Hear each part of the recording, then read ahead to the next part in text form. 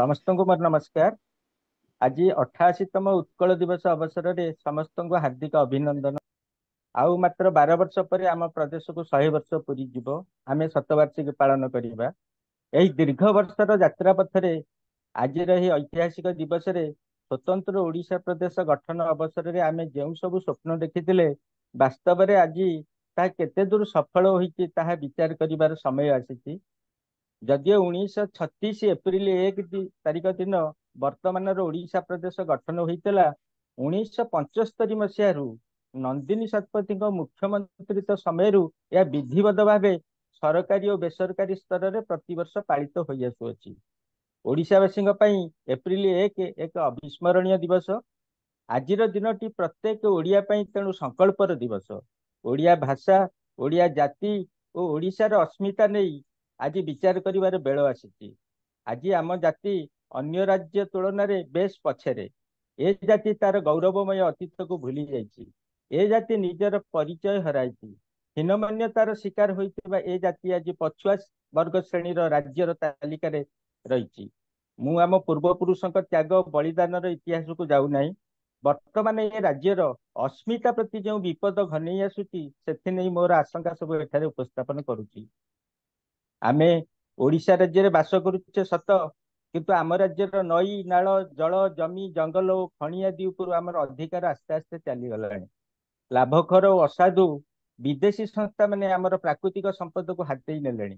आम प्रशासनिक बड़पंडा माने निज निजर दायित्व बुद्धि विवेक और ज्ञान सब भूलीगले कि जाशुणी अभिनय कर देखा मिली।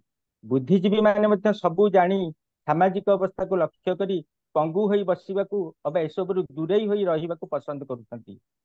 राज्य जय करिवार परिभाषा और पद्धति एबे बदली जाइछि। गुड़ीगोला सैन्य सामत नहीं रक्त रंजित युद्ध करी गोटे देश बा राज्य को जोर जबरदस्त दखल करी निज अधीन को आनिबार शैली रे आसी बहु परिवर्तन। तेणु बलपूर्वक नुहे कले कौशले अन्य देश और राज्य को अख्तियार करने प्रयास और प्रतियोगिता दिनक दिन तीव्र होबार लगी। गोटे देश सामाजिक अर्थनैतिक सांस्कृतिक और आध्यात्मिक स्तर में दुर्बल हो पड़े उक्त देश को सहजरे अख्तियार को आनी हुए। उक्त देशटी अन्य शक्तिशाली धनी राष्ट्र मानकर साहाय्य भिक्षा करिଥାଏ। शक्तिशाली राष्ट्र माने मध्य दुर्बलतार सुजोग नहीं अनेक समय उद्देश्यमूलक भाव में अजाचित साहाय्य जोगाई देइथांती। विश्व बैंक को प्रभावित करी ऋण मध्य दियाइथांती। कर्तव्य विमूढ़ अपरिणामदर्शी दुर्बल राष्ट्रटी उच्च सुध और अजब शर्त सबु प्रति दृष्टि नदे फसीगला गोड़ तलुकू तलुकू परी से सब को ग्रहण करी नहीं थाए। शर्त अनुजाई प्रकल्पर कंसल्टेंसी बा वैषयिक परामर्श मध्य ऋण प्रदानकारी माने देइथांती। सेथिपई पाउणा भाव में से ऋण अर्थर मोटा अंकर कंसल्टेंसी फी मध्य आगुआ काटी रखती, जहाँ शतकड़ा 20 ରୁ 30 भाग पर्यंत होता है। स्थान काल पात्र और परिस्थिति सह प्रशासन कलर मानसिकता अज्ञता और दुर्नीति आदि अनेक सूक्ष्माति सूक्ष्म दिगर अनुध्यान करा जाई प्रकल्पटीर योजना एपरी प्रस्तुत होता है बा एपरी डिजाइन करा जायଥାଏ जेपरी ता सुरुखुरु रे रूपायित होई परिबो नाही किंबा धार्य समय सीमा मध्य शेष हेब नाही किंबा 100% सफल हेब नाही। प्रकल्पर खर्च बढ़ी बढ़ी चले, ऋणर मात्रा मध्य दिनकू दिन बढ़ी बढ़ी चले। शेष रे ऋण प्रदानकारी संस्था बिना बाधारे समग्र प्रकल्पटी को संपूर्ण भावे निज हाथ को बा निज अख्तियार को नहीं आसता। भद्रमुखा परिहित अनेक शक्तिशाली स्वार्थपर संस्था विशेष भावे अन्य दुर्बल और अनुन्नत देश मानकर बजार दखल पई सर्वदा चेष्टा करिथांती। थरे बजार दखल हो गले दुर्बल राष्ट्रटीर अर्थनीति को नियंत्रण करने सहज होता है और धीरे धीरे दुर्बल राष्ट्रटी सेमानक अधीन को चली जाए। केवल नाम को मात्र सार्वभौमत्व रही है किंतु वास्तव में से सबकि नियंत्रण करिथांती। वर्तमान समस्त शक्तिशाली और उन्नत राष्ट्र यही बजार दखल पर अहर उद्यम चलाई। विश्वर सर्वबृहत गणतांत्रिक राष्ट्र तथा विश्वर सबुठारु बड़ बजार आम देश भारत। तेणु सेमानकर प्रथम टार्गेट होइछि कारण आम निजर समस्त आवश्यकता पूरण पाई आमे एपर्यंत 100% सक्षम होई पारु नाही। सामान्य छुंची नेल कटर कलम पेंसिल स्टापलर पिन ठारू आरंभ करी चॉकलेट और विभिन्न औषध पत्र पर्यंत स्कूटर मोटरसाइकेल टी ठारू युद्ध विमान पर्यंत ଖେଳନା, ମୋବାଇଲ ଫୋନ, ଟିଭି ସେଟ୍ ଠାରୁ ଅଧିକାଂଶ ଇଲେକ୍ଟ୍ରୋନିକ ଦ୍ରବ୍ୟ ପର୍ଯ୍ୟନ୍ତ ବିଦେଶୀ ସଂସ୍ଥା ନ ଯୋଗାଇଲେ ଆମର ଆବଶ୍ୟକତା ପୂରଣ ହେଉନାହିଁ। ନେସ୍ଲେ କମ୍ପାନୀର ମ୍ୟାଗି ନୁଡୁଲ ନ ଖାଇଲେ ଆମର ଜଳଖିଆ ହେଉନାହିଁ, କି କୋକା କୋଲା, ପେପ୍ସି ପରି ବିଦେଶୀ କମ୍ପାନୀର ପାଣି ନ ପିଇଲେ ଆମର ଶୋଷ ବି ମେଣ୍ଟୁନାହିଁ। ଶହ ଶହ ବର୍ଷ ଧରି ବିଦେଶୀ ମାନଙ୍କର ଗୋଲାମ ରୂପେ ରହି ଆସିଥିବା ଭାରତୀୟ ମାନଙ୍କର ହୀନମନ୍ୟତା, କଳୁଷିତ ରାଜନୀତି, ଆତ୍ମପ୍ରଚାର ଜନିତ ଅପବ୍ୟୟ, ସମଗ୍ର ରାଜସ୍ୱର 60% ଖାଇଯାଉଥିବା କୋଟି କୋଟି ନିକମା କର୍ମଚାରୀ, ନିଜ ନିଜ ଭିତରେ ଗୋଡ଼ ଟଣାଟଣି ଏବଂ ବ୍ୟାପକ ଦୁର୍ନୀତି, ଏସବୁ କଙ୍କଡାକୁ ଗୋଳି ପାଣି ସୁହାଇବା ପରି ବେଶ ସୁହାଇଛି ଏହି ଲାଭଖୋର କପଟି ବେପାରୀ ମାନଙ୍କୁ। ତେଣୁ ନିଜ ସ୍ୱାର୍ଥ ହାସଲ ପାଇଁ ଆରମ୍ଭ କରିଦେଇଛନ୍ତି ଦୀର୍ଘସୂତ୍ରୀ ସୁଚିନ୍ତିତ ଯୋଜନା ମାନ। ନିଜ ଲକ୍ଷ୍ୟ ପୂରଣ ପାଇଁ କିପରି ଅନୁକୂଳ ବାତାବରଣ ତିଆରି କରିହେବ ଏବଂ କ୍ଷେତ୍ର ପ୍ରସ୍ତୁତ କରିହେବ, ସେଥିପାଇଁ ସେମାନେ ଆମ ଦେଶକୁ ନିଜର ଏଜେଣ୍ଟ ଓ ଦଲାଲ ମାନଙ୍କୁ ପ୍ରେରଣ କରୁଛନ୍ତି। ଏହି ଏଜେଣ୍ଟ ମାନଙ୍କର କାର୍ଯ୍ୟଶୈଳୀ ଅବିକଳ ଗୁପ୍ତଚରଙ୍କ ସଦୃଶ ହୋଇଥାଏ। ସେମାନେ ଆମ ପ୍ରଶାସନିକ ବଡପଣ୍ଡା ମାନଙ୍କର ମୂଢତା ଓ ଦୁର୍ନୀତିର ସୁଯୋଗ ନେଇ ସୁରା ସାକି ଓ ଅର୍ଥ ମାଧ୍ୟମରେ ସେମାନଙ୍କୁ ପ୍ରଭାବିତ କରି ନିଜ କାର୍ଯ୍ୟ ହାସଲ କରି ନେଇଥାନ୍ତି। ଅନେକ ଅତି ପଣ୍ଡିତ ବ୍ୟକ୍ତି ଏହାକୁ ହାଲୁକା ଭାବେ ବୃଥା ଆଶଙ୍କା ଓ ଅବାସ୍ତବ ବୋଲି କହୁଥିଲେ ମଧ୍ୟ ଏହା ଯେ ସତ୍ୟ ଏବଂ ଏଥିରେ ସାମାନ୍ୟତମ ସନ୍ଦେହ ନାହିଁ, ତାହା ଏବେ ବହୁ ଭାବରେ ପ୍ରମାଣିତ ହୋଇସାରିଛି। 2004 ମସିହାରେ ଆମେରିକୀୟ ଅର୍ଥନୀତି ବିଶାରଦ ଜନ୍ ପରକିନ୍ସଙ୍କ ପୁସ୍ତକ ଦି କନଫେସନ୍ସ ଅଫ୍ ଆନ୍ ଇକୋନୋମିକ ହିଟମ୍ୟାନ, ଏକ ଅର୍ଥନୈତିକ ଘାତକର୍ମୀର ସ୍ୱୀକାରୋକ୍ତି ପ୍ରକାଶିତ ହେବା ପରେ ଏହି କଥା ଭଲ ରୂପେ ସ୍ପଷ୍ଟ ହୋଇଯାଇଥିଲା। ଆମେରିକାର ଇଣ୍ଟେଲିଜେନ୍ସ ସଂସ୍ଥା ପାଇଁ ସେ କିପରି ଜଣେ ଅର୍ଥନୈତିକ ଘାତକର୍ମୀ ଭାବରେ 10 ବର୍ଷ କାର୍ଯ୍ୟ କରିଥିଲେ ତାହା ସେ ପ୍ରକାଶ କରିଥିଲେ। କିନ୍ତୁ ଆମର ବୁଦ୍ଧିଜୀବୀ ମାନେ ଉକ୍ତ ପୁସ୍ତକର ବାସ୍ତବତାକୁ ଗ୍ରହଣ ନ କରି ନିଜର ଅଜ୍ଞତାରେ ତାକୁ ଏକ ସାହିତ୍ୟିକ ରଚନା ଭାବେ ଗ୍ରହଣ କରି ନେଇଥିଲେ। କେହି କେହି ମଧ୍ୟ ଏହାକୁ ଆତଙ୍କ ସାହିତ୍ୟ ଭାବେ ଅଭିହିତ କରିଥିଲେ। ତେଣୁ ଆମ ଦେଶର ଅର୍ଥନୀତିକୁ ଦୋହଲାଇ ଦେବା ପାଇଁ ଅର୍ଥନୈତିକ ଘାତକର୍ମୀ ମାନେ ଯେ ସଞ୍ଚାଣ ଓ ଶାଗୁଣା ସଦୃଶ ଏଠାରେ ସେମାନଙ୍କର ପକ୍ଷ ବିସ୍ତାର କରିନାହାନ୍ତି, ତାହା କେହି ଅସ୍ୱୀକାର କରିପାରିବେ ନାହିଁ। ଜଳ, ଜମି, ଖଣିଜ ଦ୍ରବ୍ୟ ଆଦି ଆମର ପ୍ରାକୃତିକ ସମ୍ପଦକୁ ଦଖଲକୁ ନେଇ ଆମ ଦେଶର ଅର୍ଥନୀତିକୁ କରାୟତ୍ତ କରିବା ନିମନ୍ତେ ବାହ୍ୟ ଶକ୍ତି ମାନଙ୍କର ଉଦ୍ୟମ ସମ୍ପର୍କରେ ଆମ ତଥାକଥିତ ବୁଦ୍ଧିଜୀବୀ ମାନେ ଏପର୍ଯ୍ୟନ୍ତ ମଧ୍ୟ ସଚେତନ ହୋଇପାରି ନାହାନ୍ତି। ବର୍ତ୍ତମାନ ପାଣି ବେପାର ହିଁ ବିଶ୍ୱର ସବୁଠାରୁ ବଡ଼ ବେପାର ହୋଇଛି। ଜୀବଜଗତର ବଞ୍ଚିବା ପାଇଁ ପାଣି ସବୁଠାରୁ ଅଧିକ ଆବଶ୍ୟକ। ଜଣେ ବ୍ୟକ୍ତି ଖାଦ୍ୟ ବିନା ବେଶ କିଛି ସମୟ ବଞ୍ଚିପାରିବ, ମାତ୍ର ପାଣି ବିନା ଅଧିକ ସମୟ ବଞ୍ଚିପାରିବ ନାହିଁ। ପାଣି ପ୍ରକୃତି ଦତ୍ତ, ସହଜରେ ଉପଲବ୍ଧ, ଏହାକୁ ତିଆରି କରିବାକୁ ପଡେ ନା। ଉତ୍ପାଦନର ଆବଶ୍ୟକତା ନାହିଁ, କେବଳ ବିପଣନ କରିବାକୁ ପଡିଥାଏ। ତେଣୁ ସମସ୍ତ ବାହ୍ୟ ଶକ୍ତି ପାଣି ବେପାର ପାଇଁ ଉଦ୍ୟମ ଚଳାଇଛନ୍ତି। ବିଶ୍ୱର ବୁଦ୍ଧିଜୀବୀ ମାନେ ଏବେ ଜାଣିଗଲେଣି ଯେ ଯଦି ଭବିଷ୍ୟତରେ ତୃତୀୟ ବିଶ୍ୱଯୁଦ୍ଧ ହୁଏ ତେବେ ପାଣି ପାଇଁ ହିଁ ହେବ। ତେଣୁ ବିଦେଶୀ ସଂସ୍ଥା ସବୁ ଆମର ଜଳ ସମ୍ପଦକୁ ନିଜ କବ୍ଜାକୁ ନେବା ପାଇଁ ପ୍ରୟାସ ଚଳାଇଛନ୍ତି। ଅର୍ଥନୈତିକ ଘାତକର୍ମୀ ମାନେ ବିଶେଷଜ୍ଞ ରୂପେ ଆସି ଆମର ନୀତି ଓ ନିଷ୍ପତ୍ତି ସବୁ ପରିବର୍ତ୍ତନ କରିବାରେ ଲାଗିଛନ୍ତି। ସାମୟିକ ଲାଳସାର ବଶବର୍ତ୍ତୀ ହୋଇ ଆମ ପ୍ରଶାସନିକ ବଡପଣ୍ଡା ମାନେ ସେମାନଙ୍କର ହଁରେ ହଁ ମିଳାଇବାରେ ଅଛନ୍ତି। ଆମ ରାଜ୍ୟର ଅତୀତର ଘଟଣା ପ୍ରବାହକୁ ଲକ୍ଷ୍ୟ କଲେ ଯେ କେହି ଚକିତ ହେବ। ବିଶ୍ୱ ବ୍ୟାଙ୍କ, DFID ଆଦି ବିଦେଶୀ ସଂସ୍ଥା ମାନେ କେବଳ ଏବଂ କେବଳ ଜଳ ସମ୍ପଦ ପ୍ରକଳ୍ପ ପାଇଁ ପ୍ରଭୂତ ଋଣ ଯୋଗାଇଥିବା ପଛରେ ଗୋଟିଏ ଉଦ୍ଦେଶ୍ୟ ଥିଲା, ଜଳ ସମ୍ପଦକୁ କବ୍ଜାକୁ ନେବା।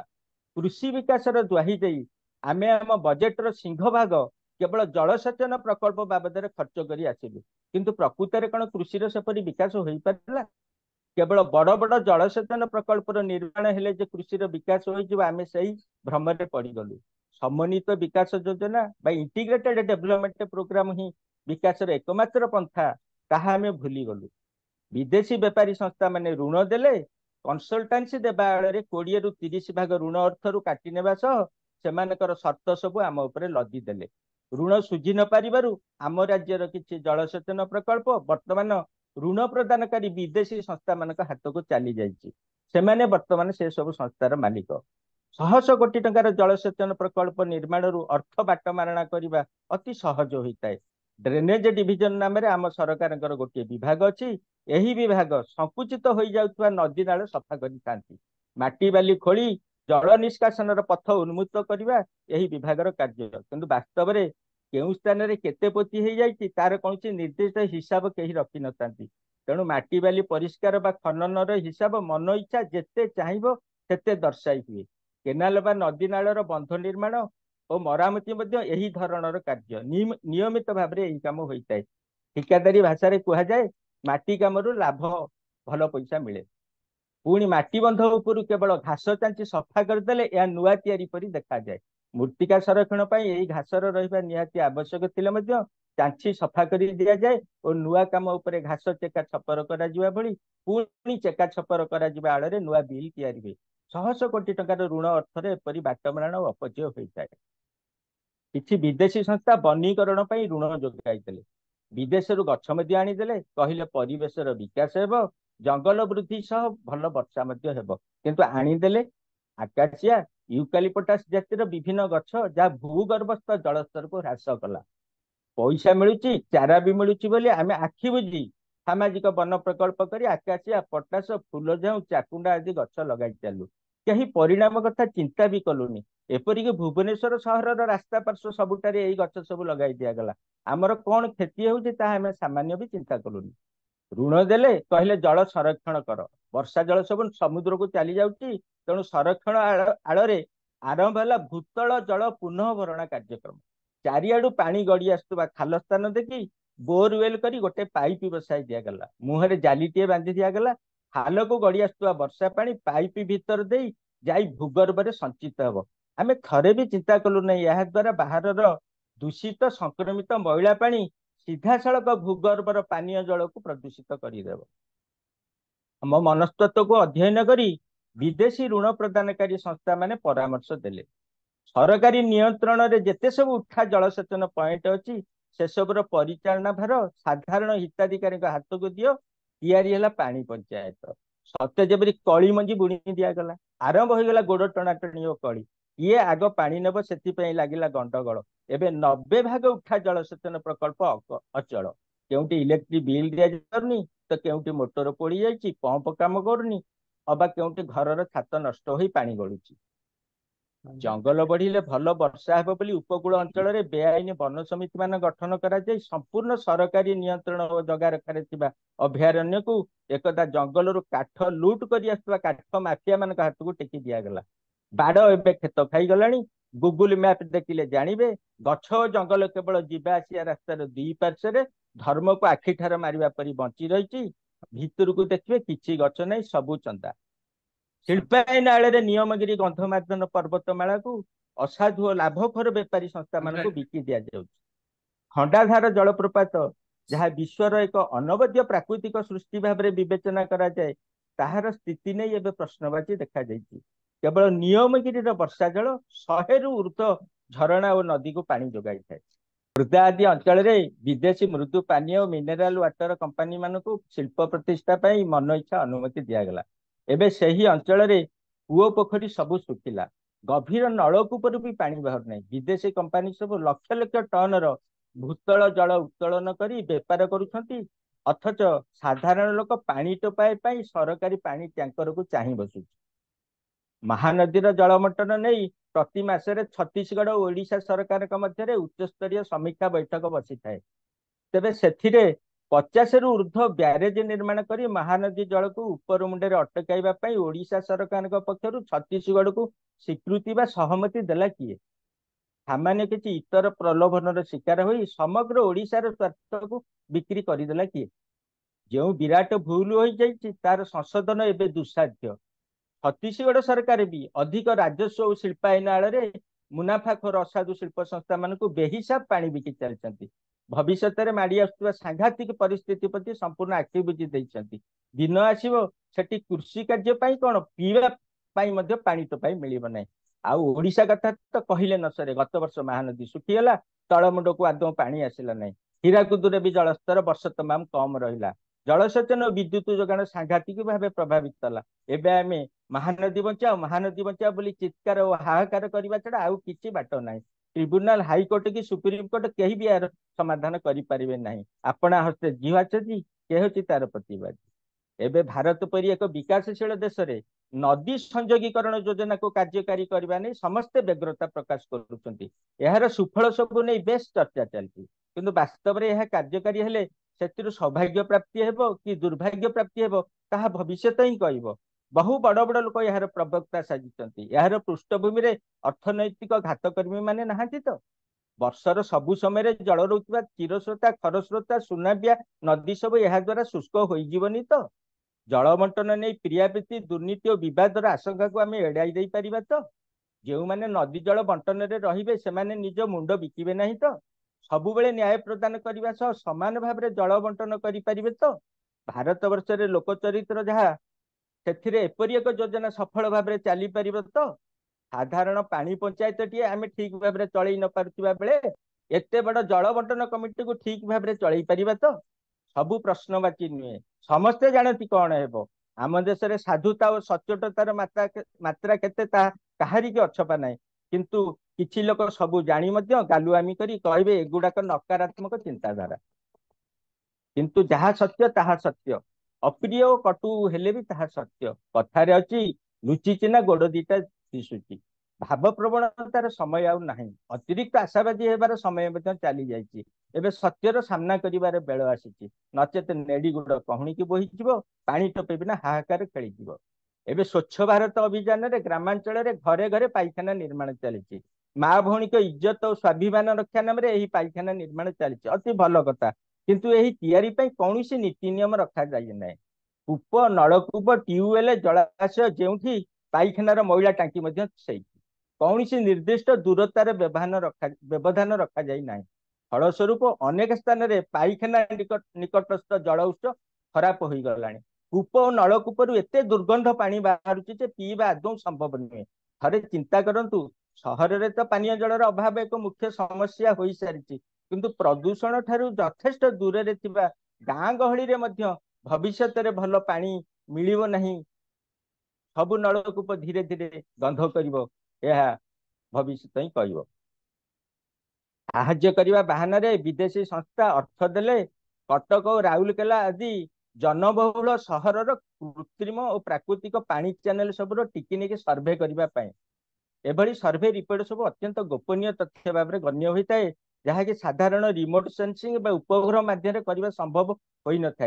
एठारे प्रकाश योग्य जे केंद्र सरकार सर्भे ऑफ इंडिया कार्यालय कर्मचारी माने यही धरणर कौन तथ्य बाहर प्रकाश न करने शपथ नहीं था किंतु दुर्भाग्यर विषय ओडिशा सरकार कर्मचारी माने आग पछ विचार न करी सर्भे रिपोर्ट और तत्संपर्कित समस्त तथ्य अर्थ प्रदान करुवा विदेशी संस्था मान हाथ को टेकी देले। विदेशी छलना आम बुझीपारू ना। सामान्य किसी अर्थ पाई सरकार स्पेशल इकोनॉमिक जोन एसईजेड गठन करी राज्यर गोटे गोटे विशाल भूखंड को लाभकर बेपारी संस्था मानक अर्पण करुछंती। उक्त अंचल में प्रवेश करने निमंते जिलार उच्च प्रशासनिक अधिकारी मजिस्ट्रेट मानक स्वतंत्र अनुमति नेबाकू पड़ुची। यह द्वारा वर्तमान राज्यर सीमा भितर आउ गोटे गोटे क्षुद्र राज्य मुंड टेकी ठिया हेलानी।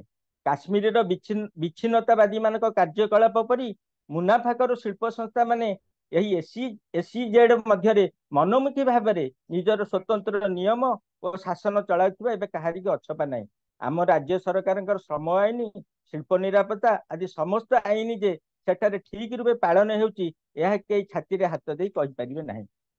लाभकर बहुदेशीय बेपारी संस्था सब सीधा सड़क भाव में हेउ बुलेई बंकई हेउ आम जल संपद को नियंत्रण में रखा चेष्टा करुछंती। एकदा खबर प्रकाशित होता जे विदेशी कंपानी सब ओडिशार 32टी नदी को लीज रे नेबा पई आवेदन करिसंती।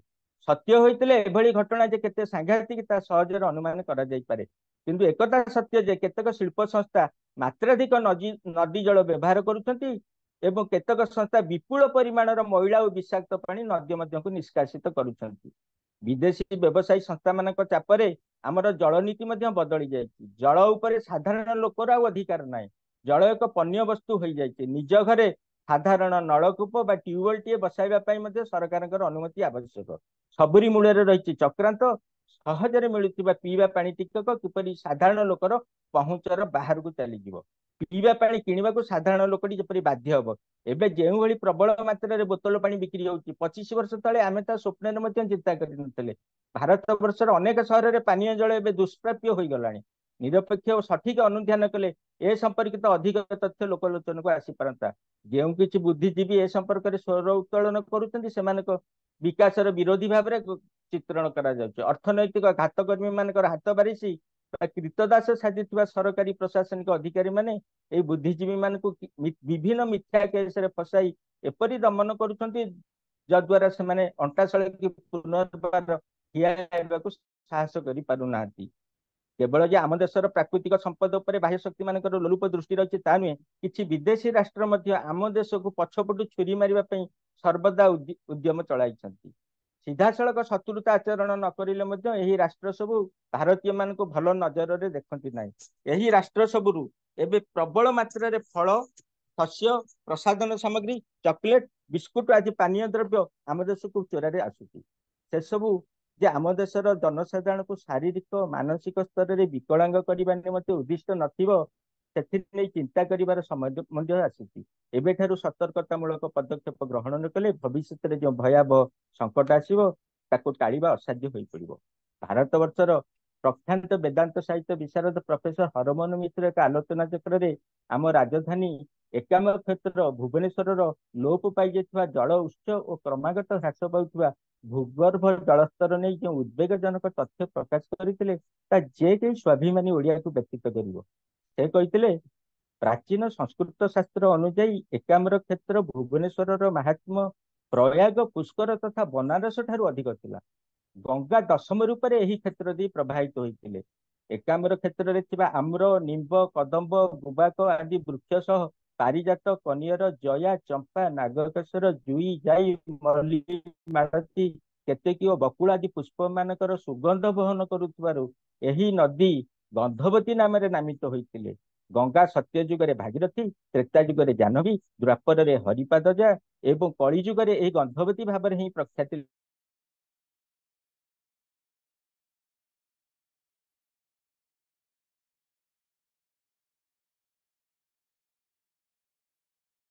ଆମେମାନେ ଏବେ ଏହି ନଦୀକୁ ମଇଳା ପାଣି ନିଷ୍କାସିତ କରୁଥିବା ଗଙ୍ଗୁଆ ନାଳରେ ପରିଣତ କରିଦେଇଛୁ। ଆମର ଅବିମୃଷ୍ୟକାରିତା ଯୋଗୁଁ ଏକ ପବିତ୍ର, ପୁଣ୍ୟଦାୟୀ, ମୁକ୍ତିଦାୟୀ ମହାନ ତୀର୍ଥର ଯେପରି ଅନ୍ତ ଘଟିଛି, ତାଠାରୁ ଦୁର୍ଭାଗ୍ୟର କଥା ଆଉ କିଛି ନଥାଇପାରେ। ଏହି କ୍ଷେତ୍ରରେ ପବିତ୍ର କେଦାର କୁଣ୍ଡ, ଗୌରୀ ସାଗର ଓ ପୁଣ୍ୟଦାୟୀ ଅଷ୍ଟତୀର୍ଥ, ପାପନାଶନ କୁଣ୍ଡ, ଗଙ୍ଗା ଯମୁନା ତୀର୍ଥ, କୋଟି ତୀର୍ଥ, ବ୍ରହ୍ମକୁଣ୍ଡ, ମେଘେଶ୍ୱର କୁଣ୍ଡ, ନାଗେଶ୍ୱର କୁଣ୍ଡ, ରାମେଶ୍ୱର କୁଣ୍ଡ ଓ ବିନ୍ଦୁସାଗର ମଧ୍ୟ ରହିଥିଲା। କିନ୍ତୁ ଆମ୍ଭମାନଙ୍କର ଅପରିଣାମଦର୍ଶୀ କାର୍ଯ୍ୟକଳାପ ଯୋଗୁଁ ସେଥିମଧ୍ୟରୁ ଅନେକ ନିଶ୍ଚିହ୍ନ ହୋଇଗଲାଣି ଏବଂ ଯାହା ଅଛି ତାହା ମଧ୍ୟ ଦିନକୁ ଦିନ ଶୁଖି ନିଶ୍ଚିହ୍ନ ହେବାରେ ଲାଗିଛି।